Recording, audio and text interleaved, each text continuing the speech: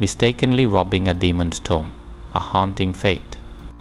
In the eerie darkness of a secluded cemetery at the edge of town, 3 grabber robbers, Mark, Tom, and Steve, set out on a midnight heist to unearth riches from an ancient, sealed tomb.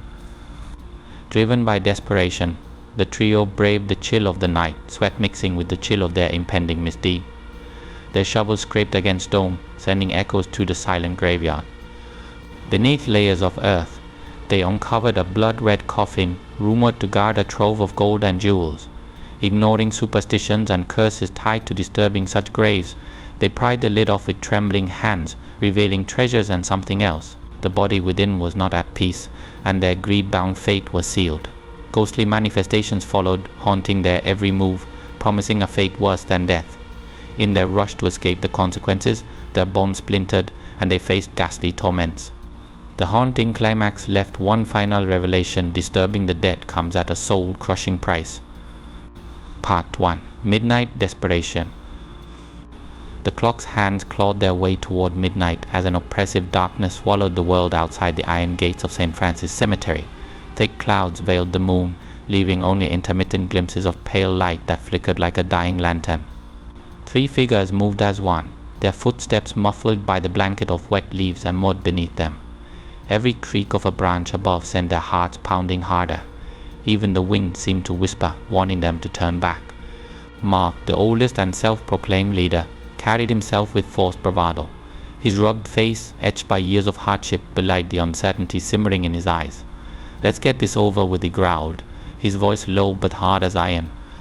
Behind him, Tom, a wiry man with eyes constantly darting like a trapped animal, swallowed nervously, clenching a rusted shovel until his knuckles turned white. "Why did it have to be this grave?" he muttered, casting wary glances at the surrounding headstones. He had heard the stories. They all had. "Because it's the only one that'll make us rich," Mark snapped. "The rumors say it's guarded because it's worth it." Steve, the youngest, with a gaunt, hollow-cheeked face that always seemed lost in shadows, said nothing. He was focused, too focused, eyes boring holes into the ground as if daring it to reveal its secrets. In truth, he was trying to quiet the gnawing terror bubbling in his gut, the kind of terror that made the air feel thick, like a weight pressing down on his lungs. He didn't dare show it, though any sign of fear would only embolden whatever spirits might be lurking. The trio finally reached their destination, a small, ancient-looking grave set apart from the others, its headstone cracked and covered in moss. Unlike the orderly rows of the rest of the cemetery, this plot seemed forgotten, like an unwanted memory. Tom shivered as they approached. The cold intensified here; it seeped into their bones. It was as if the ground itself wanted nothing to do with them. He paused, half expecting a skeletal hand to burst through the dirt and grab his ankle. "Keep moving," Mark barked, snapping Tom out of his spiraling thoughts. Mark had no patience for fear, his or anyone else's. He knew desperation had brought them all to this god-forsaken place. There was no room for second thoughts. He planted his shovel firmly into the soil, gritting his teeth. The first strike pierced the ground, the dull thud of metal against dirt reverberating through the night. Tom and Steve exchanged uneasy glances before following suit. Each stroke was slow, hesitant at first, then faster as the adrenaline took over. Sweat mixed with the chill of the air, dripping down their faces despite the cold. The ground was stubborn, each layer heavier than the last, as though resisting their intrusion. The more they dug, the heavier their breath came, clouds of vapor betraying their growing exhaustion. "Just keep digging," Mark repeated through clenched teeth, his eyes darting around the cemetery as if he expected the shadows to pounce. He forced himself to believe in the prize, the gold, the jewels, the escape from this miserable life. That belief was all he had left. Beneath him, the grave grew deeper, revealing its secrets inch by grudging inch. Suddenly, Steve's shovel struck something solid. The sound was different, a hollow, unyielding thud that echoed through the pit. All 3 men froze, their breaths caught in their throats. Silence pressed down around them, so thick it felt as if time itself had paused. Steve stared at the ground, his heart hammering in his chest. His mind raced. "Is this it? Don't just stand there." Mark's voice, though harsh, shook with a hint of something else, fear, or maybe anticipation too sharp to hide. Steve nodded shakily and bent down, brushing away loose dirt with trembling fingers. Beneath the layers of earth lay a coffin, blood red and worn with age, its surface etched with symbols they couldn't understand. It felt wrong even to look at it. The symbols almost seemed to shift, moving under the dim light. A cold draft rose from the coffin, making the air feel heavier. Tom stepped back, his eyes wide. "We shouldn't be doing this," he whispered, panic breaking through the surface of his voice. "This grave, it's wrong. You can feel it." "Shut up," Mark hissed, though even he couldn't mask the unease creeping into his words. He knelt down, examining the nails driven deep into the coffin's lid. "It's just a box. Just a damn box with riches inside. We'll be gone before anyone even knows." But he forced the words out, as if by speaking them he could banish the fear gnawing at the edge of his resolve. Tom and Steve glanced at each other, doubt flashing in their eyes. The legends were vivid of spirits who cursed those who disturbed their rest, of restless souls who refused to cross into the afterlife. But poverty and desperation had already cursed them in ways that were all too real. So they moved forward. The night pressed in around them, the wind picking up as if to scream its disapproval. Somewhere, an owl hooted a lone, mournful sound swallowed by the shadows. Mark pulled out a crowbar and gestured for Tom and Steve to hold the sides of the coffin steady. "On 3, he said, his voice thin and brittle. The other 2 nodded reluctantly. One Tom gripped the edge, sweat dripping into his eyes. He blinked it away, trying not to see the ghostly shapes his mind conjured in the dark. 2, Steve closed his eyes, his lips moving in a silent prayer. To whom he didn't know. 3, the crowbar bit into the wood, and Mark wrenched it with all his strength. The nails groaned, shrieking as if in protest. The sound cut through the cemetery, making their skin crawl. The first nail came loose, then another and another. Every motion felt like a countdown to something they couldn't name. Each breath they took was shallow, as if the air itself had grown poison. Finally, the last nail gave way. The coffin lid creaked ominously, teetering on the edge. For a moment, the 3 men held their breath. Nothing moved, and the oppressive silence returned. Mark met their eyes, forcing a smile he didn't feel. "See?" Just an old box. He reached out, ready to lift the lid. His hands trembled. The weight of what lay beneath was more than just wood and ancient nails. It was a promise, a curse, and a trap all at once. As his fingers touched the lid, the air around them seemed to shift, carrying a faint whisper that none of them could quite hear. It was just the wind, they told themselves, just nerves. But deep down, each of them knew they were already in too deep to turn back. Part 2. Unearthing the Coffin. The hours crawled by like centuries. Each dig of their shovels chipped away, not only at the stubborn earth but at their resolve. Mark, Tom and Steve were weary, sweat soaking their clothes despite the chill in the air. Their breath forked in quick, shallow puffs, but none of them dared stop. They were closer than any had ever come before. It was Mark who struck it first, his shovel clanging with a hollow, metallic thud that reverberated through his bones and seemed to echo deep within the earth itself. The sound sent a shiver rippling down his spine, though he tried to hide it. "Did you hear that?" Tom's voice was a whisper, barely audible over the wind rustling the graveyard's ancient trees. His face was pale, his eyes darting about, searching for unseen watchers in the darkness. "I swear it sounded like we're getting rich." That's what it sounded like. Mark cut him off, masking his own anxiety with forced bravado. He knelt, casting aside the clumps of dirt with his hands, faster now, almost frantic. His fingernails tore against the hardened earth, but he didn't care. Gold, jewels, freedom from this miserable life. It was all within reach. Steve watched him with hollow eyes, then dropped to his knees, joining the fevered digging. Tom hesitated, a cold sweat breaking out on the back of his neck. He had heard stories of cursed graves his entire life, graves that held more than just bones and riches. Graves that held wrath. He glanced over his shoulder, feeling the oppressive weight of darkness pressing in, as if every shadow was watching, waiting.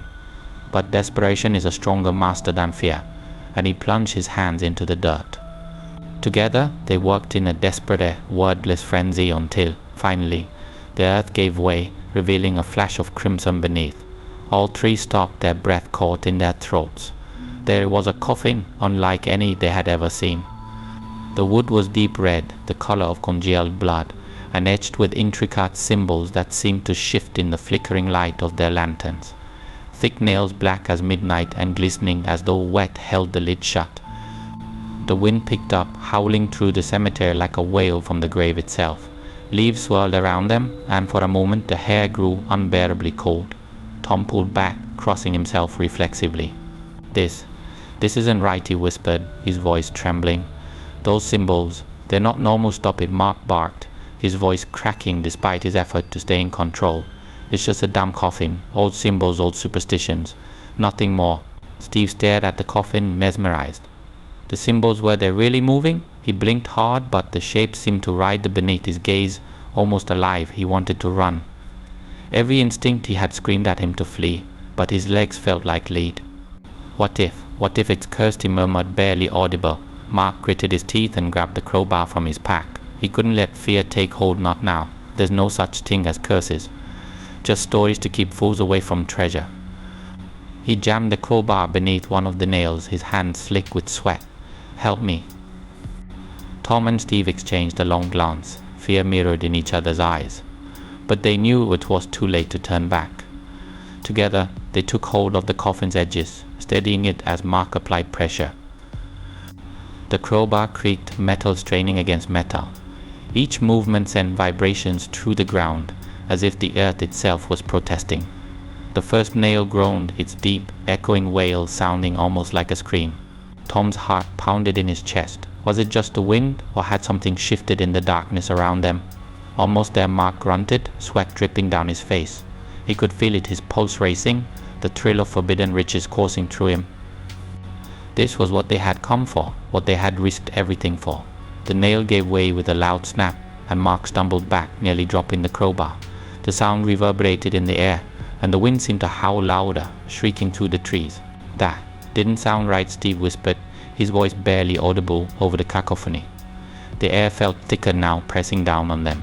His chest was tight, breathing was hard. It's just the wind, Mark spat, more to himself than to the others. He moved to the next nail, hands trembling. The crowbar slipped. He cursed, wiping his palms on his dirt-streaked pants. Tom and Steve watched, eyes wide, as he tried again. Each nail resisted, as if holding on for dear life. Each time one came free, the wind grew fiercer, the night colder.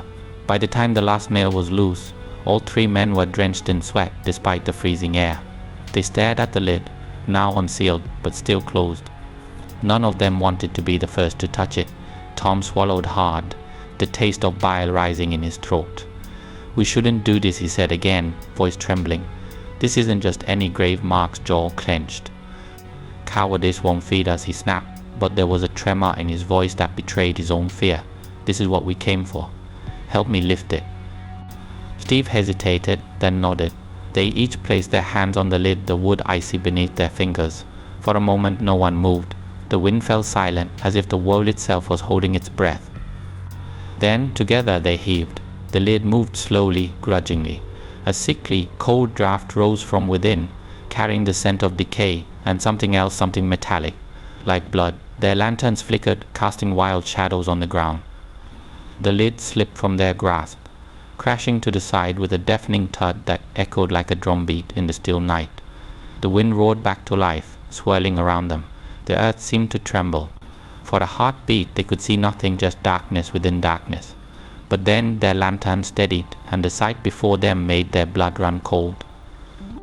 Inside the coffin lay a skeletal figure, its bones impossibly pristine, as if untouched by time. It was draped in ancient, rotting garments, and its hollow eyes seemed to stare directly at them.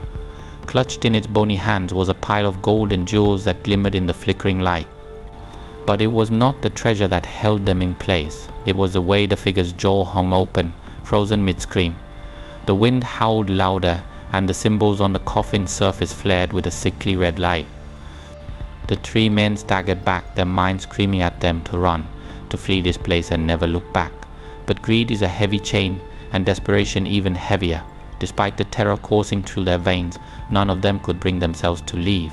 Not yet. Mark took a shaky step forward, his eyes fixed on the glinting gold. "This is it," he whispered, more to himself than to the others.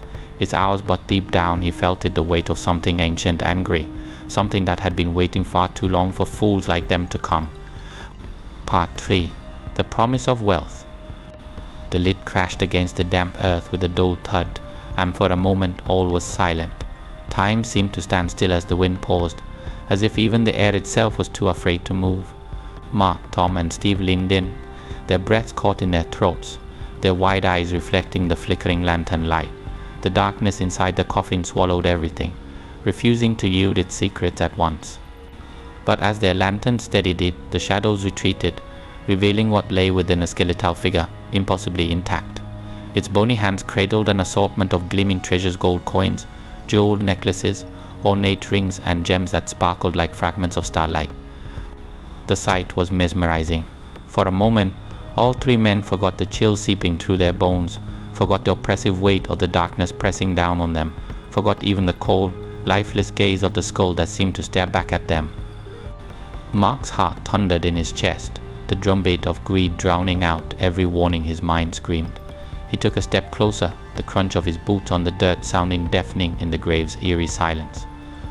His hands trembled, but not from fear, no. This was something else. This was the thrill of victory, the rush of a desperate man tasting freedom for the first time. It's real, he breathed, his voice barely more than a rasp. It's all real. Steve was the next to move, his eyes wide and glassy, his breath coming in ragged gasps. He reached out, fingers trembling, and grasped the jeweled necklace. The moment his skin touched it, he felt a surge of heat coursing through his veins, as if he'd just drunk the strongest liquor in existence. "It's warm," he whispered, the disbelief and awe mingling in his voice. He turned to Mark and Tom, a wild grin splitting his gaunt face. "It's really warm." Tom hesitated. He stared at the skeleton's gaping maw, at the empty eye sockets that seemed to burn with unseen fire. The air around him felt thick, suffocating, as if something unseen was coiling tighter and tighter around his chest. But then he saw the gold, more gold than he'd ever imagined, enough to buy his freedom, to leave behind the life of scrounging and despair. The fear gnawing at him dulled, replaced by a burning desire. He dropped to his knees, his hands diving into the pile of coins, feeling the cold metal bite into his skin. "We're rich," he said, his voice trembling with a mix of terror and exhilaration. "We're really rich." The men worked in a frenzy, like starving wolves at a feast. Coins clinked and jewels sparkled as they filled their pockets, their hands moving with a speed born of desperation and greed. Their laughter echoed through the cemetery, harsh, brittle, and tinged with madness.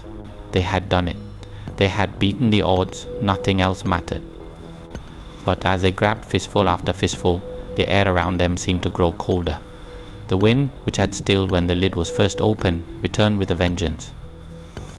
It howled through the cemetery, whipping at their hair and clothes, carrying with it a sound that sent shivers racing down their spines. It was low at first, a whisper, almost indistinguishable from the wind.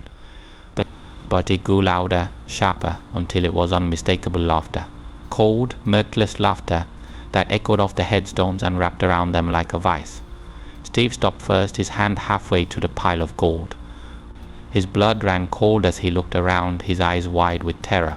Did you hear that?" he asked, his voice a ragged whisper. "Don't start," Steve Mark snapped, though he too had gone pale. He forced himself to keep moving, to keep filling his pockets. "It's just the wind." But Tom was already backing away, his hands trembling so hard he dropped a handful of coins. They clattered to the ground, the sound unnaturally loud in the oppressive silence. "It's not just the wind," he hissed, his breath coming in short, panic bursts. He glanced at the skeleton, half expecting it to move. "This isn't right. We shouldn't be here." "Shut up." Mark's voice was a whip crack, harsh and desperate. He rounded on Tom, his eyes wild. "Do you want to go back to starving, to begging for scraps? This is our chance." But even as he spoke, the skeletal figure seemed to shift. It was subtle, so subtle that Mark almost convinced himself it hadn't happened. But then he saw it again, the faintest twitch of a finger, the slightest movement of a rib cage, as if it was taking a breath. The air around them grew heavier, pressing down like a weight on their chests. The symbols etched into the coffin's surface glowed faintly, pulsing with a sickly red light. Steve stumbled backward, his hand flying to his chest. His heart pounded, each beat louder than the last. "Mark." "It's moving," he whispered, his voice trembling. "It's moving." Mark refused to look. He couldn't. If he acknowledged it, it would become real, and he couldn't afford for it to be real. Not now. He grabbed another handful of gold, his fingers numb. "It's nothing," he said, more to himself than to the others. "Just nerves," but deep down he knew, they all knew. The wind howled again, carrying with it that terrible laughter, louder now, more distinct. It was a sound that seemed to come from everywhere and nowhere, wrapping around them like icy tendrils. The skeleton's jaw twitched, its mouth gaping wider, as if it were about to speak. Tom dropped everything and stumbled back, his legs trembling. "We need to go," he said, his voice cracking. "We need to go now." But it was too late. The promise of wealth had already ensnared them, binding them tighter than any curse. The air around the coffin crackled, and the ground beneath them trembled. The symbols on the wood blazed to life, illuminating the skeletal figure in a crimson glow. For a heartbeat it seemed to move, its hollow eyes blazing with a light that was both ancient and terrible. The men stared, frozen in place by a mix of terror and greed. They had come for riches, and they had found them. But in their desperate quest they had awakened something far older and far more dangerous, something that had been waiting for fools like them to come and disturb its rest. The wind roared, carrying with it a final whisper, a promise, or perhaps a curse. "Take what you will," it seemed to say. But know the price, and as the skeletal figure's jaw closed, the men knew that whatever they had just unleashed would demand its due. Part 4. The Awakening. The cold struck first, sudden, biting, and relentless. It cut through the thin layers of clothing that clung to Mark, Tom, and Steve, slicing down to their very bones. The wind died again, but this time it left behind a vacuum, an unnerving stillness that pressed in on every side. Even the shadows seemed to hold their breath. Something was changing. Something was coming. It happened in an instant. The skeletal figure, which had lain in death's embrace for countless years, twitched. But at first it was so slight that they might have missed it, a bony finger scraping softly against the gold it clutched. But then its head moved, the jaw tightening as if grinding teeth that had long since decayed. And then the eyes. Red light erupted from the empty sockets, searing and malevolent, piercing the darkness like twin flames of hatred. Mark stumbled back, a cry catching in his throat. He wanted to scream, to warn the others, but his voice was frozen, locked somewhere deep inside. He could only watch, his body paralyzed by the impossible horror unfolding before him. The temperature plummeted. Frost began to form on the edges of the coffin, creeping outward like skeletal fingers grasping for warmth that no longer existed. The very air felt wrong, heavy, oppressive, as though every breath they took was being stolen inch by inch. Tom dropped the coins in his hands, the metal clinking hollowly as it struck the ground. His mouth opened, but no words came out. His lips turned blue, and he started to tremble uncontrollably. Steve was the first to move, his survival instincts kicking in.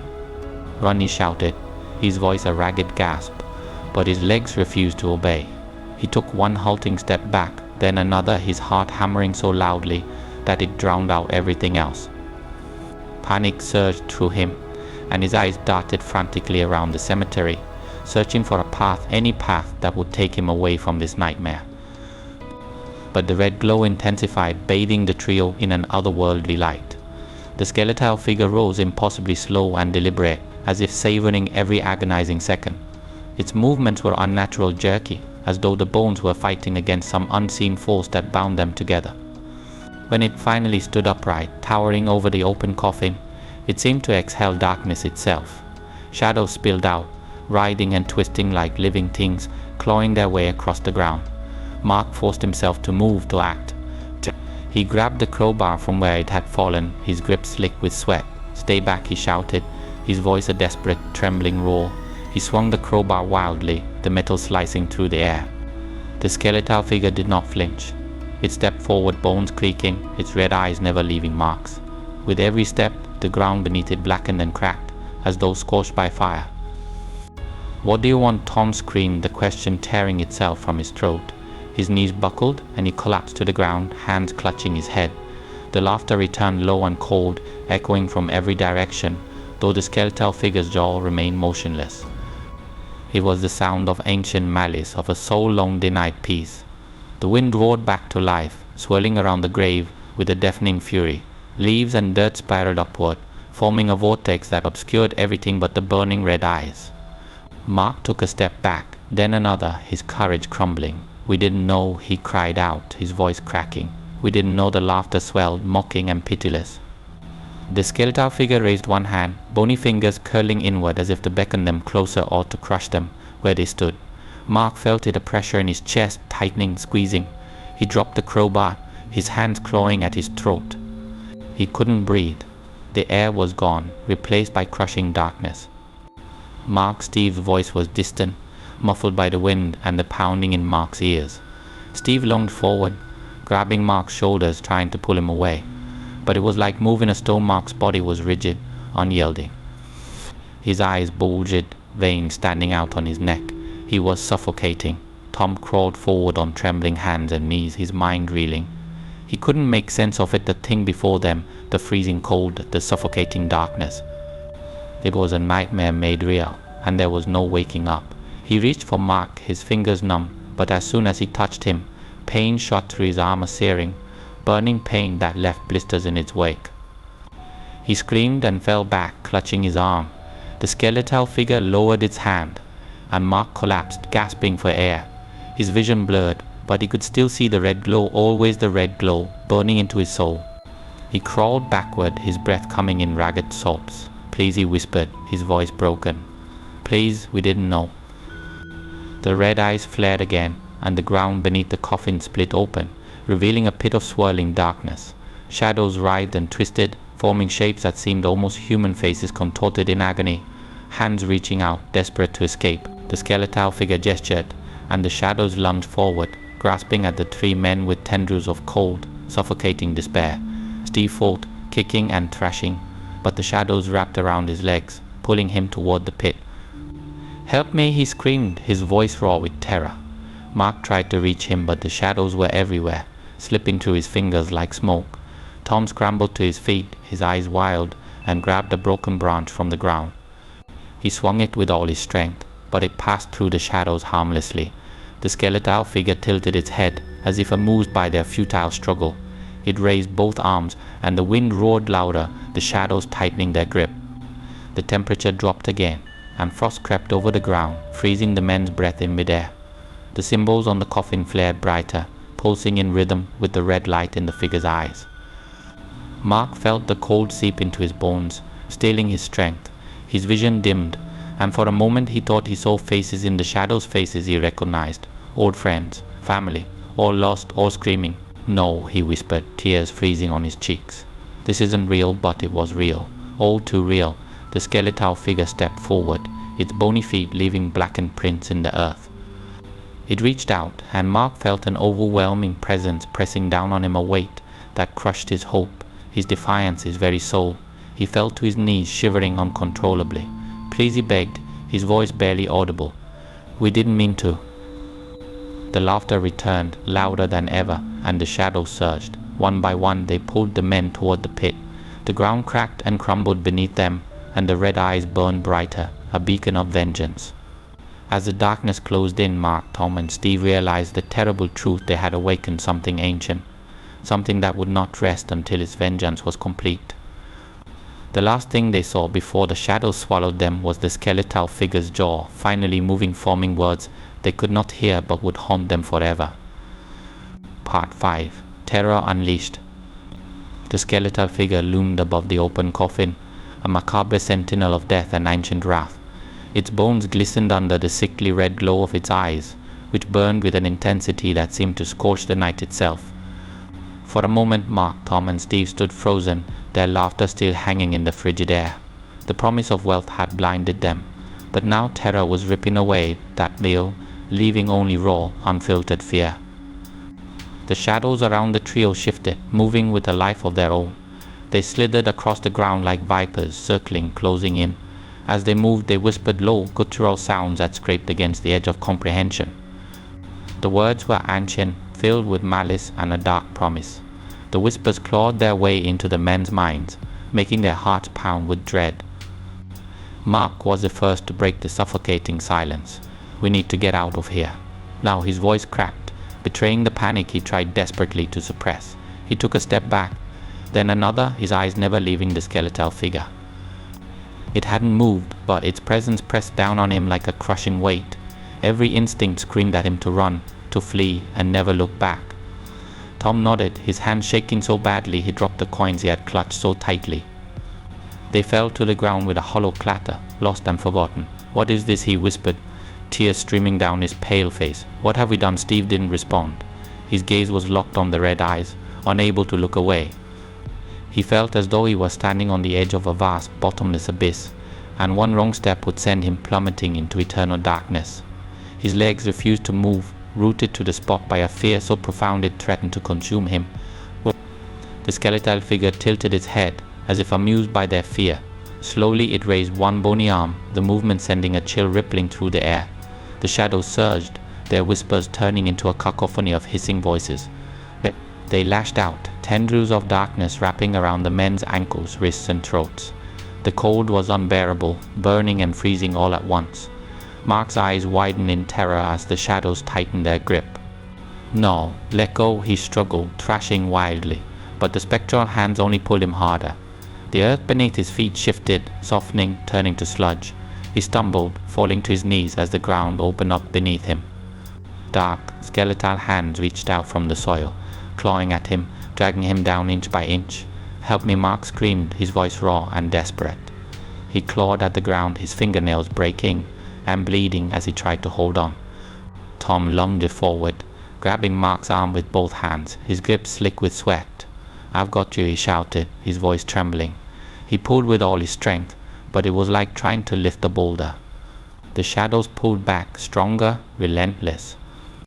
"Don't let go." Mark's voice was a mix of rage and terror. His face was pale, his eyes wide with the realization that he was slipping away. The skeletal hands dug deeper into his flesh, cold and unyielding. The ground swallowed him up to his waist, the cold seeping into his bones.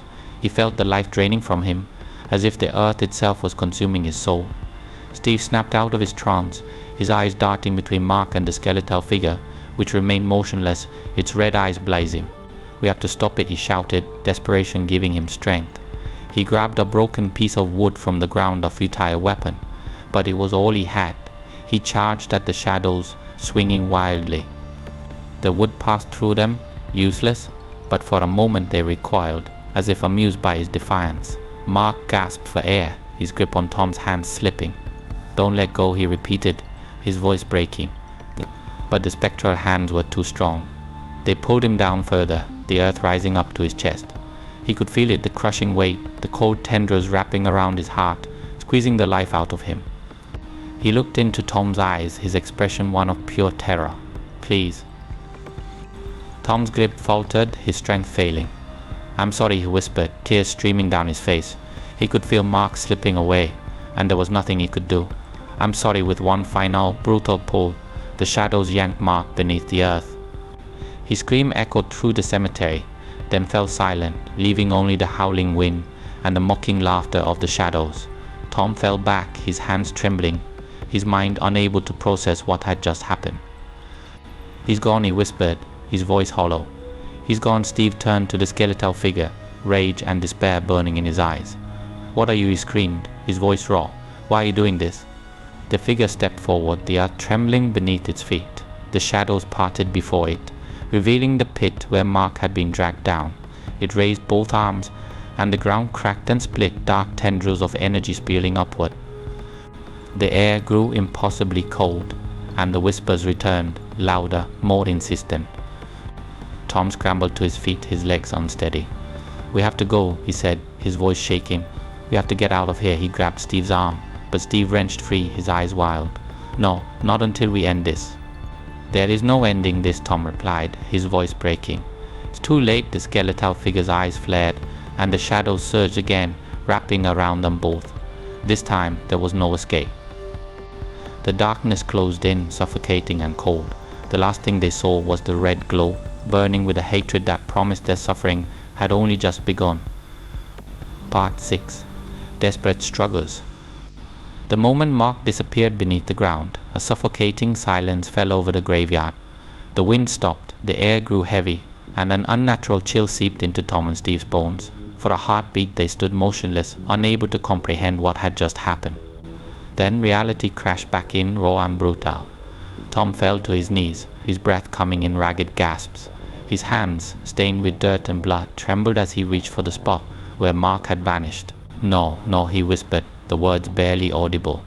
The earth looked undisturbed, as if it had never swallowed their friend. But Tom could still feel the cold, dark energy lingering, a cruel reminder of what had just transpired. Steve grabbed Tom by the shoulders, shaking him violently. "We have to get him out," he shouted, his voice edged with desperation. His eyes were wide, wild with panic. "He's still down there. We can't just leave him." Tom's gaze met Steve's, and for a moment they saw their shared fear reflected in each other's eyes. The graveyard, once merely unsettling, now felt like a living thing, a predator that had finally revealed its teeth. Shadows danced along the ground, slithering and coiling like serpents. They whispered and hissed, filling the air with the echoes of ancient curses. Without thinking, Tom grabbed his shovel and began to dig frantically, his hands blistering from the effort. Dirt flew in all directions, but no matter how fast he worked, it felt as if the ground was fighting back, hardening beneath his strikes. "Come on," he screamed, sweat mixing with the tears streaming down his face. "We're not leaving you, Mark, we're not." Steve joined him, clawing at the earth with bare hands when his own shovel broke. Blood mixed with dirt as his nails cracked and tore, but he didn't care. All he could think about was the terror in Mark's eyes as he was pulled under, the way his screams had cut off so suddenly. "Mark," he bellowed, his voice cracking, "hold on." But the graveyard had no intention of giving up its prize. The ground shuddered beneath them, and tendrils of darkness erupted from the soil, wrapping around their wrists and ankles. Tom struggled, thrashing and kicking, but the spectral chains only tightened, their icy touch burning like frostbite. He gritted his teeth, straining against the bonds, but every movement sapped more of his strength. "Let go," he roared, his voice filled with fury and fear. He pulled with all his might, but it was like trying to break free from iron shackles. The shadows pulsed with malevolent energy, and for a moment Tom thought he saw faces within them, twisted, tormented visages with hollow eyes and mouths frozen in silent screams. They whispered to him, their words like poison seeping into his mind. "You will join us, you will suffer." Steve thrashed against his own bonds, his heart pounding in his chest. He could feel the shadows creeping up his legs, cold tendrils winding around his torso. Panic surged through him, and he screamed a raw, primal sound that echoed across the graveyard. "We have to fight it," he yelled, his voice shaking. "We have to." His words were cut off as a ghostly apparition rose from the ground in front of him, a woman with hollow eyes and translucent, skeletal hands. Her face was twisted with pain and fury, and when she opened her mouth no words came out, only a soul-piercing wail. The sound shattered the night, sending shockwaves through Steve's body. He fell to his knees, clutching his ears, but the wail burrowed deep, clawing at his sanity. Tom's vision blurred, and he struggled to stay upright. The graveyard around him was alive with ghostly figures, each more horrifying than the last. Some crawled on all fours, their limbs twisted at unnatural angles. Others hovered above the ground, their empty eyes burning with malice. They closed in, their whispers growing louder, drowning out everything else. "You do not belong. You will pay." Tom's strength faltered. His arms felt like lead, his legs like stone. He wanted to fight, to keep digging, but every breath was a struggle. He fell forward, catching himself with trembling hands. The shadows pressed down on him, and he felt their cold touch creeping up his spine. "No," he muttered, his voice weak. "Not like this." A hand, solid, warm, and desperate, grabbed his arm. It was Steve, his face pale and streaked with dirt and tears. "Get up," he rasped, his voice raw. "We can't give up," Tom nodded, though every fiber of his being screamed at him to give in, to let the darkness take him. Together they fought to stand, leaning on each other for support. The ghostly apparitions circled, their whispers turning to shrieks. The ground beneath them cracked and splintered, black tendrils reaching up to ensnare them once more. Steve clenched his jaw, rage igniting within him. "You won't take us," he spat, his voice trembling but defiant. He grabbed a broken piece of wood, a feeble weapon, but it was all he had, and swung it at the nearest shadow. The wood passed through harmlessly, but the act itself seemed to give him strength. "We won't let you," the shadows recoiled, as if momentarily stunned by his defiance. Tom felt a surge of hope, fleeting but real. He grabbed a handful of dirt and threw it at the approaching spectre. It did nothing, but the motion, the sheer act of resistance, made him feel less powerless. "Come on," he shouted, his voice hoarse. "We won't go down without a fight." But the graveyard was relentless. The shadows closed in, their tendrils tightening around their prey. The ghostly apparitions surged forward, their hollow eyes burning with a hunger that could not be sated. The air grew thick with the scent of decay, and the whispers turned to screams, a cacophony of torment that battered their senses. Tom's strength gave out. His knees buckled, and he fell, the cold tendrils wrapping around his chest, squeezing the air from his lungs. He looked up, his vision dimming, and saw Steve still fighting, still swinging his useless weapon. Tears streamed down Tom's face. "I'm sorry," he whispered, the words barely audible. "I'm so sorry." Steve turned, his eyes meeting Tom's. For a moment, there was only silence between them, a shared understanding of their fate. Then, with a final, desperate scream, Steve lunged at the nearest apparition, his body ablaze with defiance and despair. The shadows surged, swallowing them both. The graveyard fell silent once more, as if nothing had happened. Only the wind remained, carrying with it the faintest echo of their screams. Part 7. Plea for Mercy. Steve's back slammed against the cold, unyielding stone of a crumbling monument, the impact jarring every nerve in his body. He gasped, the frigid night air burning his lungs, and his vision swamped with flickering shadows. The skeletal figure loomed before him, its eye sockets blazing with crimson light that cut through the darkness like a knife. It stood tall and unyielding, an ancient arbiter of death and vengeance. Every step it took echoed with the hollow clatter of bone, a relentless march that crushed any fleeting hope Steve had left. He pressed himself harder against the stone, as if willing it to swallow him whole, to shield him from the horror that stalked him. But the stone was as cold and indifferent as the graveyard itself. "No, no," he whispered, the words trembling from his cracked lips. His heart hammered in his chest, each beat a desperate plea for life. "Please." The air grew colder still, heavy with a palpable malice that seemed to ooze from every crack in the earth. The skeletal figure stopped, mere paces away, and tilted its head with a slow, deliberate motion. The red light in its eyes pulsed, as if in rhythm with Steve's frantic heartbeat. Shadows writhed at its feet, twisting and curling like living things, their shapes fleeting and grotesque. They whispered dark secrets, words of hate, curses, and promises of suffering.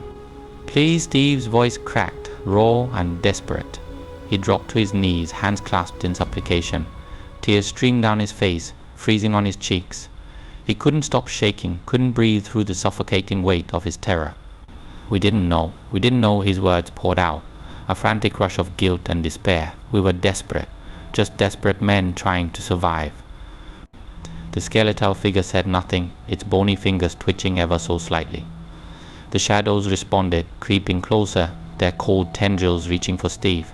He recoiled, pressing his back harder against the monument, his eyes wide with terror. "Please, I'll give it all back," he cried, his voice rising to a hysterical pitch. "Everything, the gold, the jewels. Just let me go for a moment." Silence stretched between them, thick and suffocating. Steve dared to hope, dared to believe that perhaps, somehow, his words had reached whatever shred of mercy remained within this monstrous being. He held his breath, his chest tight with anticipation. Then the skeletal figure moved. It raised one hand, slow and deliberate, its bony fingers curling inward, as if to grasp something unseen. The red light in its eyes flared, brighter and more intense, casting long, grotesque shadows across the graveyard. The air vibrated with an unseen force, and the shadows around Steve surged forward, wrapping around his limbs like chains. The cold was unbearable, seeping into his bones and burning his skin with a frostbite that cut deeper than any blade. Steve screamed a raw, piercing sound of pure terror and pain. He thrashed against the shadows, his body convulsing as he fought to break free. "No. Please," he sobbed, his voice ragged. "You don't have to do this." The skeletal figure stepped closer, its presence suffocating. It leaned in, the hollow sockets of its eyes mere inches from Steve's face. The red light blazed, and for a moment Steve saw something within the depths of that unholy glow, 1,000 faces, twisted in agony, trapped in an eternity of torment. He tried to turn away, but the shadows held him fast, forcing him to meet the gaze of his doom. When it spoke, the voice that filled the air was not one voice but many, a chorus of pain, rage, and vengeance. Each word was a dagger, cutting deep. "You have trespassed on sacred ground. You have stolen from the dead." The shadows tightened their grip, and Steve felt the breath leave his lungs, the air crushed from his chest. "There is no mercy, only retribution." "No," Steve screamed again, his voice hoarse and broken. His vision blurred with tears and his body trembled uncontrollably. "Please, I'll do anything," he strained against the shadows, muscles burning with effort. "Anything you want." The skeletal figure's jaw creaked open, a sound like grinding stone. Its hollow maw twisted into something that might have been a smile or a sneer. It raised its other hand, and the earth beneath Steve cracked and groaned, splitting open to reveal a swirling abyss of darkness. From the depths, more shadows emerged, twisted, spectral shapes with clawed hands and hollow eyes. They reached for him, their touch cold and unforgiving. Steve's mind reeled, terror giving way to madness. "Please," he shrieked, his voice raw and desperate. "I'll give it all back. I'll..." The shadows clamped over his mouth, silencing him. They lifted him into the air, his limbs flailing uselessly. The skeletal figure watched, impassive and unfeeling, as the tendrils of darkness coiled tighter, squeezing the last remnants of hope from Steve's heart. The ground beneath him yawned wider, a gaping maw that promised oblivion. Steve's eyes darted wildly, searching for anything, anyone that might save him. But there was nothing, only darkness and the cold, unyielding gaze of the dead. With a final, crushing pull, the shadows dragged him down. The earth closed over him, swallowing his screams. The skeletal figure lowered its hands, and the red light in its eyes dimmed, leaving only a faint, malevolent glow. The wind picked up once more, whispering through the gravestones like a dirge. The graveyard was silent again. Only the shadows remained, coiled around the risen corpse, waiting for the next soul foolish enough to disturb the rest of the dead. Part 8. The Haunting End. The first light of dawn crept hesitantly over the horizon, casting long, pale rays that barely penetrated the thick veil of mist shrouding St. Francis Cemetery. The air was deathly still, heavy with the remnants of a terrible night. Birds that should have sung in greeting to the sun were silent, and even the wind seemed to hold its breath. Shadows lingered where they shouldn't, deep and unmoving. A muffled crunch of footsteps disturbed the oppressive quiet. The groundskeeper, a stooped man named Elias, with a face weathered by years of tending the graves, walked slowly through the familiar paths, his lantern's flickering light barely cut through the fog. Something in the air felt wrong, colder, heavier, as if the ground itself were mourning.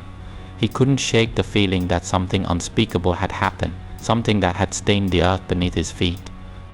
Elias turned a corner and stopped, his breath catching in his throat. There, at the base of a crumbling monument, lay 3 bodies. At first glance, they seemed to be frozen mid-struggle, their limbs contorted and twisted. But it was their faces that made Elias's blood turn to ice. Each one was locked in a rictus of terror, eyes wide, mouths open in silent screams, as if the horror of their final moments had been etched into their flesh. Mark lay half buried in the earth, his hands clawing desperately at the soil. His fingers were bloodied and broken, as if he had fought to escape even after death had claimed him. His face was pale, his lips cracked and blue. The light in his eyes was gone, but the fear remained, frozen in time. Elias took a shaky step closer, unable to look away. The ground beneath Mark's body was blackened, as though scorched by some unseen fire. Tom's body was sprawled nearby, his back arched unnaturally. His arms were outstretched, as if reaching for something just beyond his grasp. One hand still clutched a handful of dirt, and his face was a mask of agony. Tears had streaked down his cheeks, leaving trails that glistened in the faint light. Elias's heart pounded in his chest. He wanted to turn away, to run, but his feet were rooted to the spot. Then he saw Steve. Of the 3, his body was the most broken. He was slumped against the monument, his head tilted back, mouth open in a final, silent plea.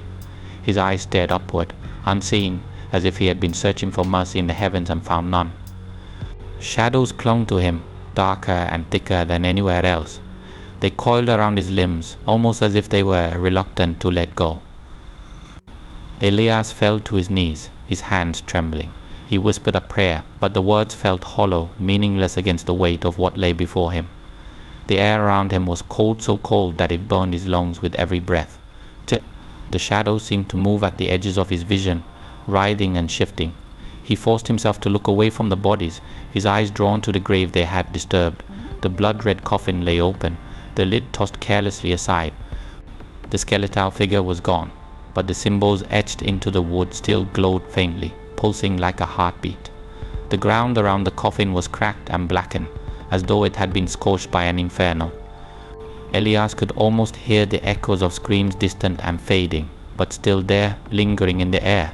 "They disturbed the dead," Elias whispered, his voice trembling, "and the dead took their due." He stood his legs unsteady and took a step back. The grave had claimed its vengeance, and it would claim no more, not today. But the thought brought him no comfort. The trio's fate was a warning, etched in blood and terror. The graveyard had awakened, and it would never truly sleep again. As the sun rose higher, its weak light cast the cemetery in an eerie glow. The mist began to thin, but the chill remained. Villagers who passed the gates later that day spoke in hushed tones of the grim discovery. Some crossed themselves, others whispered tales of curses and restless spirits. Word spread quickly of 3 men who had dared to steal from the dead and paid the ultimate price. In the days that followed, no one dared approach the cursed grave. The monument where Steve had breathed his last was left untouched, a grim reminder of the price of greed. The villagers avoided the path that led to the grave, their fear rooted deep. Children were warned to stay away, and even the bravest souls refused to set foot near the place after dark. But the graveyard had not forgotten. On stormy nights, when lightning split the sky and thunder shook the earth, some claimed they could hear the whispers, the same dark, hateful voices that had dragged Mark, Tom and Steve to their doom.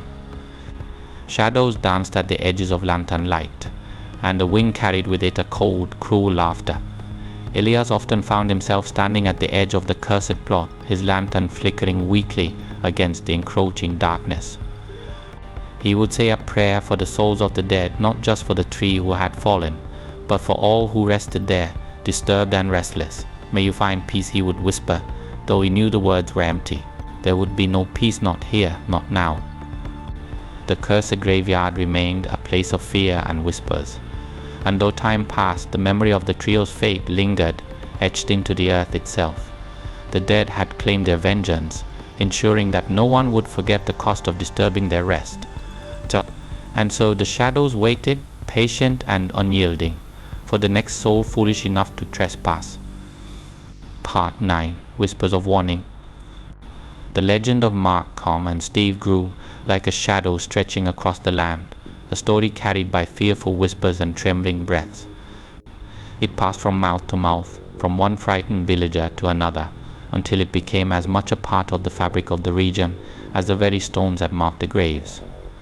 What had begun as a horrifying ordeal now lingered as an eternal warning, a grim parable of greed, desperation, and the terrible wrath of the dead. In the quiet of their homes, villagers spoke of the 3 men who had dared to rob the grave. They thought they could steal from the dead, old women would say, their eyes wide with remembered fear. But the dead are not so easily robbed. Children huddled closer around the flickering hearth as their elders spun tales of what had happened that cursed night, of the screams that had split the air, the red glow that had seared the darkness, and the unnatural cold that had crept through every crevice. The gravesite itself became a place of fearful reverence. No one dared approach it during the day, let alone at night. Wild grasses grew tall around the cursed plot, and weeds tangled over the broken monument where Steve had made his final plea. The air was always colder there, the ground somehow softer, as though it still remembered the struggle, the despair. Animals avoided it, their instinctual fear driving them away from the lingering darkness. But it was the stormy nights that truly frightened the villagers. When clouds gathered and lightning split the sky, the winds would rise and howl like a chorus of vengeful spirits. Rain would lash at windows, and thunder would shake the ground. On those nights, people would bar their doors and draw their curtains tight, refusing to peer outside no matter how loud the wind seemed to call their names. For it was on stormy nights that the shadows would come. Those brave or foolish enough to watch swore they saw them. The first flicker would appear when the wind was at its fiercest, a dark, shifting shape that moved among the gravestones. It would grow clearer with each flash of lightning, taking form as a hunched figure, digging with frantic desperation. A second shadow would join it, and then a third, each moving with a terrible purpose. The spectral trio mirrored their final moments, their ghostly shovels striking the earth with a sound that seemed to echo through the very bones of the living. Mark, the leader, driven by a feverish need to escape a fate he could no longer change. Tom, his face twisted with regret and fear. his hands forever stained with the dirt of his doomed choices. Steve, his form trembling, his eyes raised to the sky, as if searching for mercy that would never come. Together, they dug and clawed, their spectral forms blurred by rain and darkness, cursed to relive their sins again and again. The whispers spoke of their anguish. Some said you could hear their voices carried on the wind, a desperate chorus of pleas and cries for mercy, words half drowned by the roar of the storm. Others claimed the shadows themselves spoke in dark, twisted tongues, uttering curses that no living soul should ever hear, and always the sound of shovels striking stone would fill the air, a haunting reminder of their doomed quest for riches that had damned them forever. As time passed, new layers were added to the legend. Travelers who dared to trade near St. Francis Cemetery on stormy nights sometimes returned with stories of shadows reaching for them, of ghostly hands brushing their skin with a cold that burned like fire. Some never returned at all, their fates left to speculation and fear. Those who listened to these stories shivered and crossed themselves, hoping that distance and prayers would keep them safe from the curse. Grave robbers, who once scoffed at tales of curses and vengeful spirits, took heed. The legend of the cursed tree spread far and wide, reaching the ears of thieves, merchants, and adventurers alike. "Don't tempt the dead," they warned each other over tankards of ale, their voices hushed. "The dead remember. The dead do not forgive." Some would raise their drinks in a solemn toast to the memory of Mark, Tom, and Steve, a trio who had paid the ultimate price for their greed. The graveyard remained a place of both dread and warning. In time, nature reclaimed much of it, vines creeping over broken stones, trees growing tall and gnarled. But the cursed plot was different. It never quite faded, as if the darkness that lingered there refused to let it go. The air around it always felt colder, the shadows deeper. And on nights when the wind howled and rain poured like tears from the heavens, the villagers would hold their breath, listening for the faint, unmistakable sounds, the scrape of a shovel, the whisper of a plea, the chilling echo of curses. To some, the legend was a reminder of the fragility of life and the weight of choices made in desperation. To others, it was a horror story, a ghostly spectacle to be feared and avoided. But to the three trapped souls, it was neither myth nor morality play. It was their reality, their eternity. Bound by the earth they had tried to claim, they toiled under the weight of their sins, digging and clawing with hands that could never rest. On a stormy night, if one were brave enough to stand in the heart of St. Francis Cemetery, they might catch a glimpse, a flash of movement, a flicker of red light. They might hear the desperate cries of the cursed trio echoing through the wind. And if they listened too closely, they might even feel the cold touch of the shadows pressing in, reminding them that some transgressions are never forgotten. The legend of the cursed tree became more than just a story. It became a living warning, etched into the land and carried on every gust of wind. And as long as the storms raged and the dead remained restless, the shadows of Mark, Tom, and Steve would continue to haunt the earth, forever digging, forever seeking an escape that would never come.